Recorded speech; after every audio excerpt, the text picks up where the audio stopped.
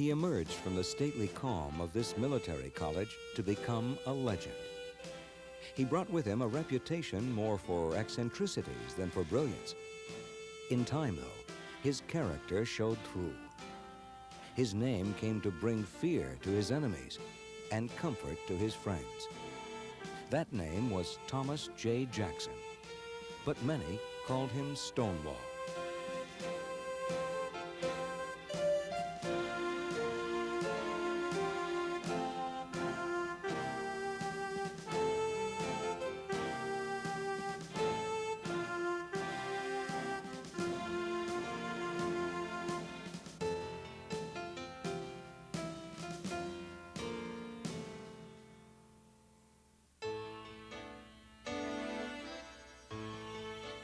The legend that became Stonewall Jackson began obscurely in the hills of what was then Western Virginia.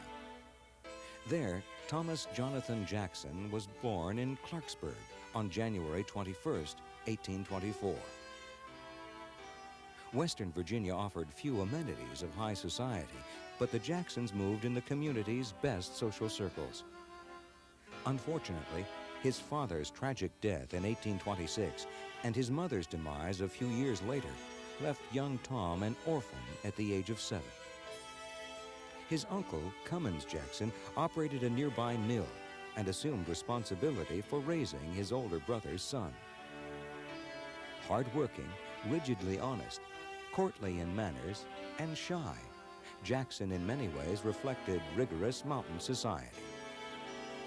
He loved to read and possessed a healthy desire for knowledge, even though his teachers considered him a slow, if persistent, student. He works for short times as a surveyor, as a local engineer, as a constable, and then eventually in 1842 he's able to take the examination to come to West Point, which suits Jackson it suits him very well because he's always searching in his young childhood for order, for discipline, and almost an attempt to overcome the initial setbacks, initial tragedy of his youth. 18-year-old Jackson took the examination to enter West Point in 1842, but lost the appointment to another local applicant. Fortunately, the young man who bested him resigned from the military academy after only a few weeks, and Jackson replaced him. In June, Jackson left his Virginia home for the Hudson River and the education he so earnestly desired.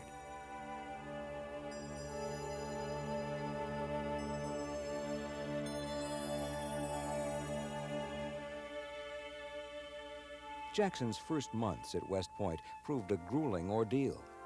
His primitive schooling left him ill-prepared for the stiff competition of the military academy. Surrounded by cadets with far better backgrounds, Jackson moved slowly with his studies.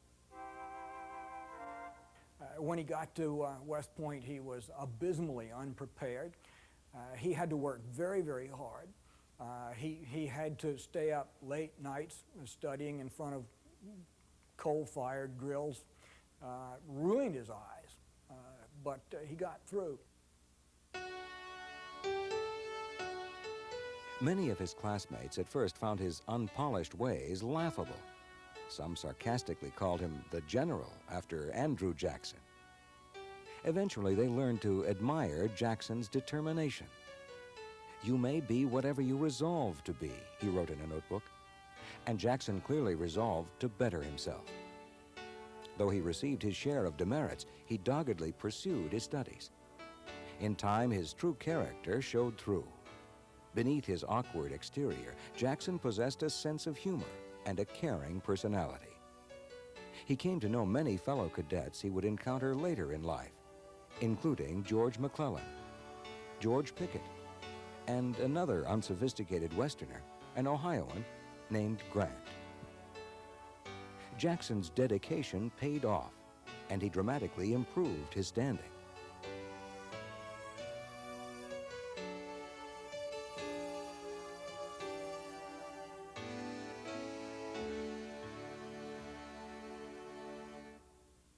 At the end of his first year, he was almost, not quite, but almost last in his class.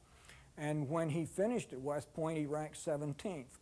And one of his close friends, who had intentionally insulted him when he first got there. One of his closest friends said that if the curriculum had lasted 5 years rather than 4, Jackson would have led his class.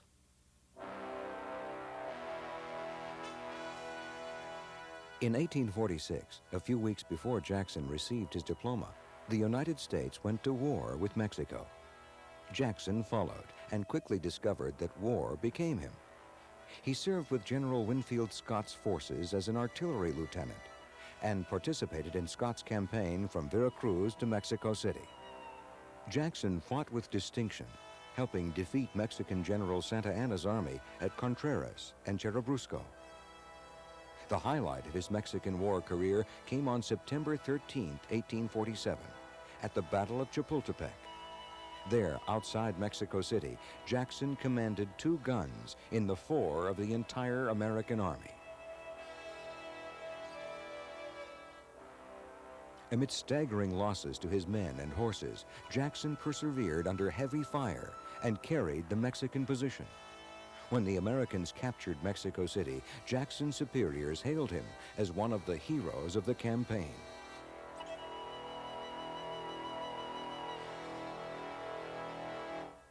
Well, Stonewall Jackson did learn a great deal while fighting in Mexico. There's no doubt about that. And several of the lessons he learned were, 1, reconnaissance, absolute necessity. 2, he learned that flanking movements were the best way to go instead of charging straight at the enemy. 3, he learned an appreciation for logistical considerations. That's often the most overlooked factor. And 4, he learned pursuit. Once the enemy is defeated, don't let up, chase the enemy. When Jackson returned to the United States, he carried with him a promotion to major and an excellent reputation as a combat officer. When he left Mexico, he was stationed on the Florida frontier at a place called Fort Meade, which was out in the middle of nowhere. He almost immediately came to blows with his commanding officer there, a man named French. He and French differed over all sorts of things, including the fact that Jackson believed that French was having an affair with his governess. There was an exchange of letters with the War Department. Jackson, as a result, decided it was time to leave the Army. He left voluntarily, but a bit under a cloud.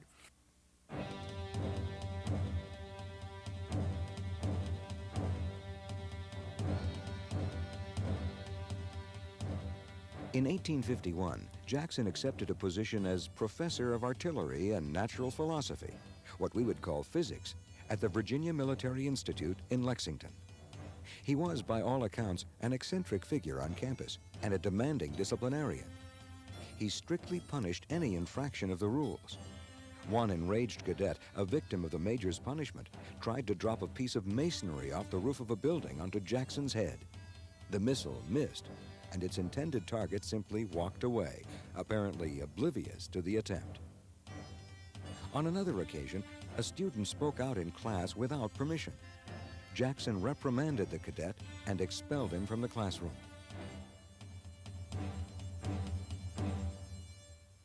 Jackson is so enraged about this incident that he walks immediately to the superintendent's office and demands at that point to talk to the superintendent. Well, the adjutant asked or at this time Major Jackson, he asked Major Jackson to take a seat and please wait for the superintendent. Over time, the superintendent becomes involved in other duties and exits through a back door. The next morning, when the adjutant comes back into the office, there sits General Jackson in a very erect, very proper position with his hands on top of his thighs, very ramrod straight. And the adjutant looks at him and says, "Major Jackson, why are you still here?" He said, "A soldier never quits his duty until it's properly performed." Jackson failed miserably in the classroom. Jackson was an incomparably terrible teacher. He knew very little about his subject, and he prepared his lessons for the day by memorizing the textbook and by reciting what he'd memorized in front of class. And whenever a student had a question, he responded rather like a tape recording by backing up in the tape recording and rerunning the part of the lecture that he had already delivered. He never approached a subject from more than one angle. And he wouldn't allow his students to approach them either. One problem, one solution, never multiple solutions. Extremely dull, badly prepared, a very, very strict disciplinarian. He arranged for any number of cadets to be expelled from the Institute for what I would consider minor breaches of discipline. On at least one instance, a cadet tried to challenge Jackson to a duel, but the cadet was packed out of Lexington before the duel could be fought.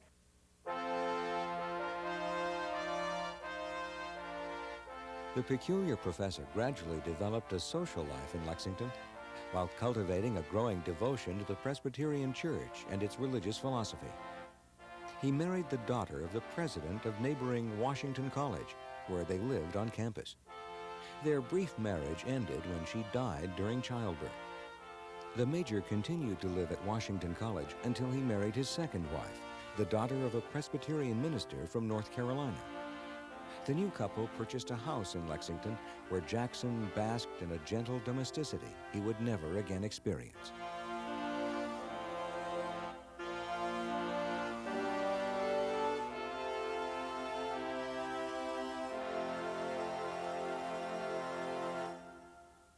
Jackson did not, however, escape the growing mood of war which threatened to engulf the nation by the end of the 1850s. He led a contingent of VMI cadets to Charlestown in December 1859 to witness the execution of the abolitionist John Brown. Brown's martyrdom helped fan the flames of sectional crisis into a civil war that began with artillery fire at Fort Sumter, South Carolina. Jackson's response was quick. In April 1861, he left the Institute to embark on a Confederate combat career that would take him from obscurity to legend. Virginia authorities first assigned Jackson to command troops at strategic Harper's Ferry. Here, he began to mold the raw recruits into his storied brigade. He was originally unpopular with his troops because he was a very strong disciplinarian. He demanded much of them. He made them march 20 or 30 miles a day. He didn't care whether they were exhausted. If a man fell down exhausted, he would say he was just shamming, that in fact, if the man had the willpower, which he, Jackson, believed strongly in, he could get up and march another 20 miles.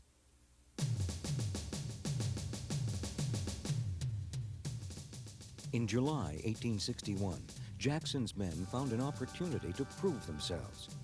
Near a northern Virginia rail junction called Manassas, a large Union army, pushed into the field by intense public pressure, faced 22,000 inexperienced Confederates.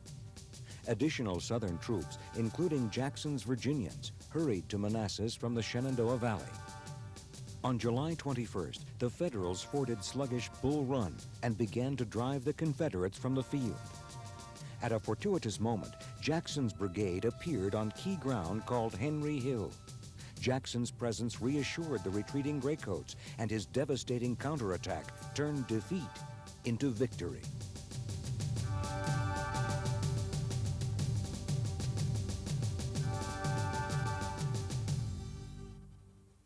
Jackson moves his forces up in the face of the Union attack, which is crumbling the Confederate left.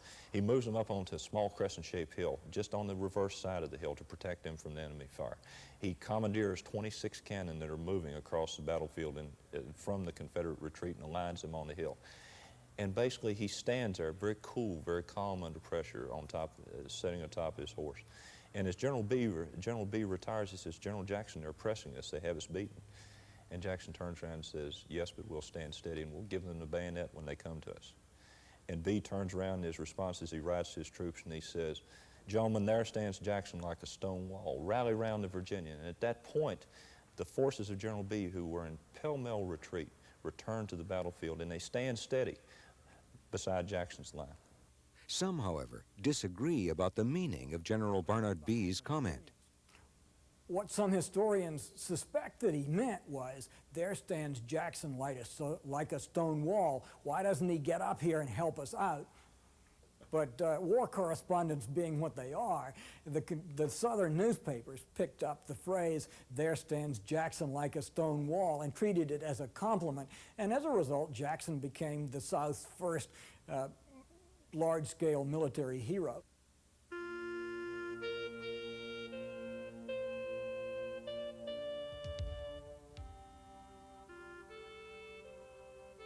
Stonewall Jackson received not only adoration, but promotion to the rank of Major General.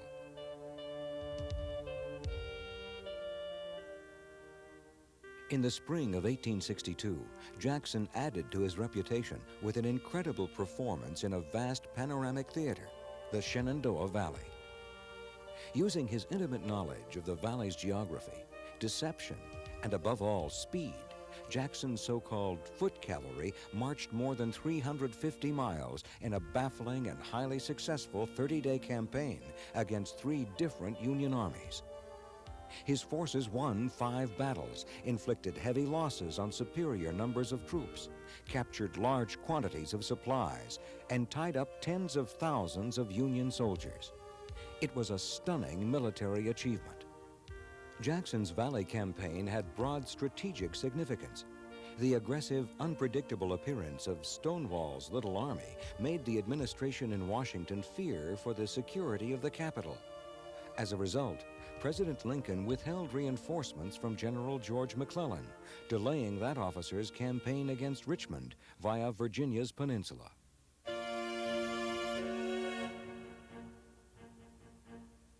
Jackson's next campaign proved less successful. His small army hurried from the valley toward Richmond to help defend the southern capital from McClellan's threat. The resulting 7 days' battles left Jackson's popular image somewhat tarnished.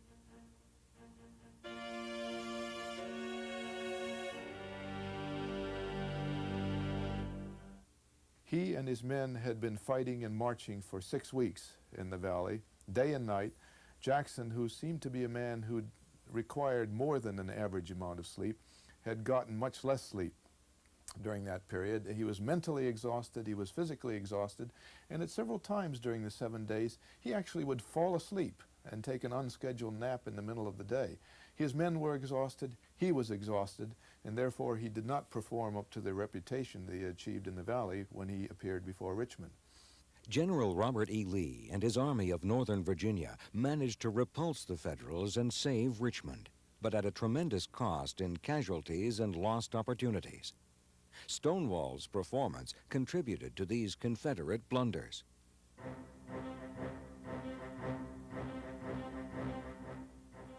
Redemption for Jackson came in August, again on the plains of Manassas. Lee moved boldly north to face a new Union army under General John Pope. Splitting his forces in 2, he sent Jackson, fresh from a successful fight at Cedar Mountain, on a 50-mile flank march around Pope's right, ending near the old Bull Run battlefield. Jackson destroyed Pope's supply base, then slipped behind the bed of an unfinished railroad cut.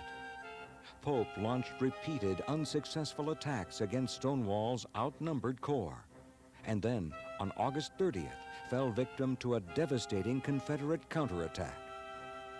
The defeated Yankees streamed back toward Washington, leaving the Southerners to savor their victory. By the end of summer, Jackson's reputation was immense and even encompassed his odd personal habits.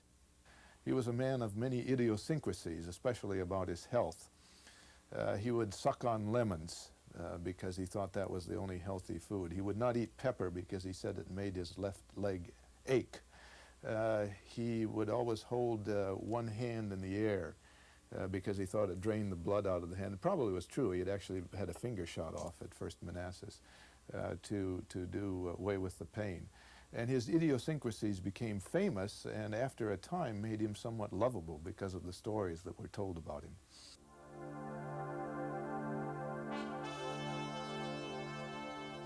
As a Confederate warrior, though, Jackson had few, if any, equals. By the summer of 1862, even Union soldiers boasted of having had the honor of being captured by Stonewall.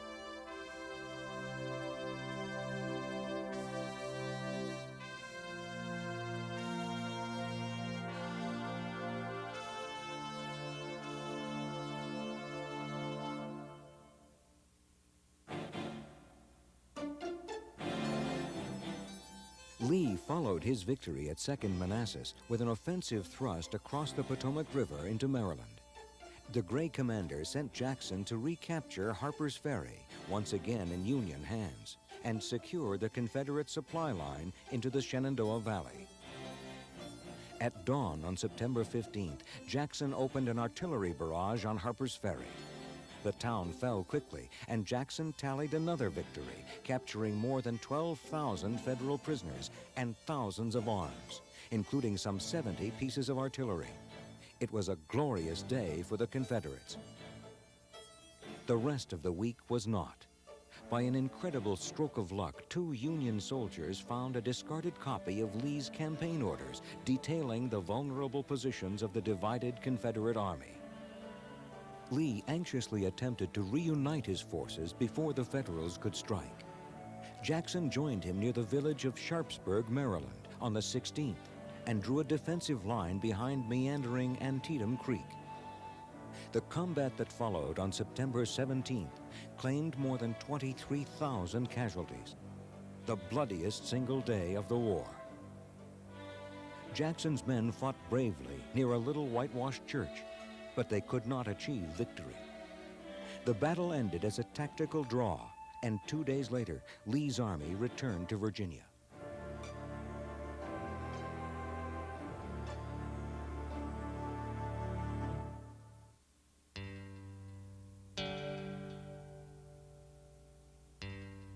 The Union followed slowly, and in November, a new Northern commander, Ambrose Burnside, began another campaign. Moving south once again, the Federals crossed the Rappahannock River and advanced against Confederate positions at Fredericksburg. The Confederates easily repulsed Burnside's assaults, including nearly suicidal charges against Lee's positions behind a stone wall west of town. Further south, Jackson fought off a temporary breakthrough along his lines, driving the Federals nearly back to the river. The victory at Fredericksburg capped a remarkable year of accomplishment for Thomas Jackson. Tragically, though, his next battle was destined to be his last.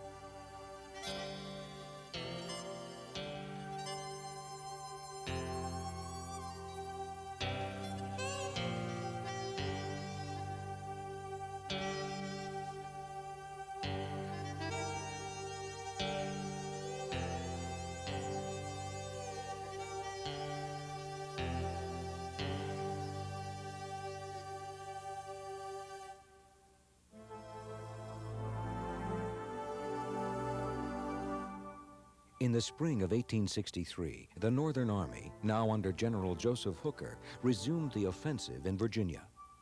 Bypassing the Fredericksburg defenses, Hooker crossed the Rappahannock and Rapidan rivers upstream and concentrated at a roadside tavern named Chancellorsville. His numerically superior forces caught the Confederates in a vice, and a decisive Union victory seemed imminent at last.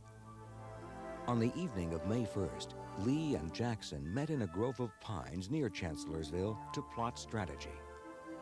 Encouraged by Jeb Stuart's report that the Union right was in the air, the generals decided to split their army in two. Jackson and his men would make a wide flanking march through the woods around the Union right. No other plan promised greater results or entailed more risk. Near dawn, Jackson's troops began their dangerous 12-mile march. The column navigated through thick woods on narrow byways barely wide enough to accommodate 4 men abreast.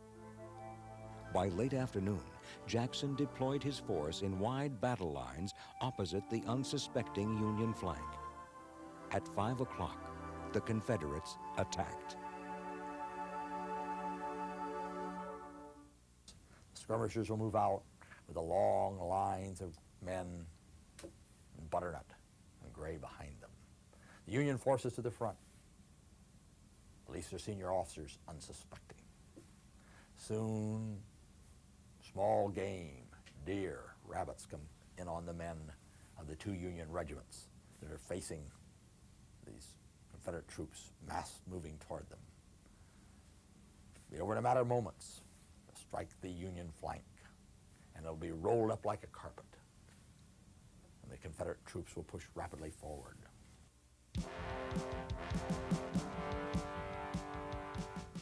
Jackson routed an entire corps and sent Union lines reeling. But darkness and the inevitable intermingling of Confederate units compelled Stonewall to call a reluctant halt to the advance. Tragedy lay around the bend. About 9 o'clock that night, Jackson reconnoitered ahead of his lines. A jittery North Carolina regiment mistook Jackson's small party for Union cavalry and fired 2 volleys, wounding the general in 3 places. The next morning, physicians amputated his left arm.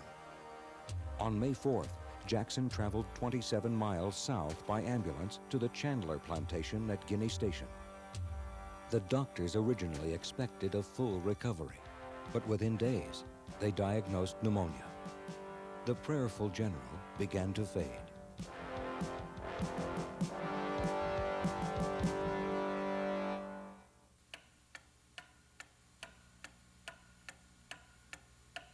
At 3:15 in the afternoon on Sunday, May 10, 1863, Thomas Jackson, the military legend and Robert E. Lee's greatest lieutenant, died. His last words were, "Let us cross over the river and rest under the shade of the trees."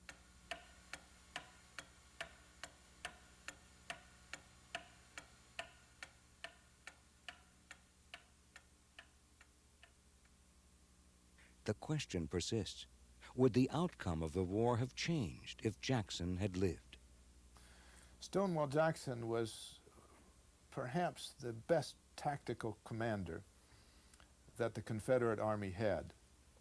And so when he died as a result of complications from his wound at Chancellorsville, an important dimension of Confederate tactical striking power went out of the Army of Northern Virginia, the Confederacy's principal army.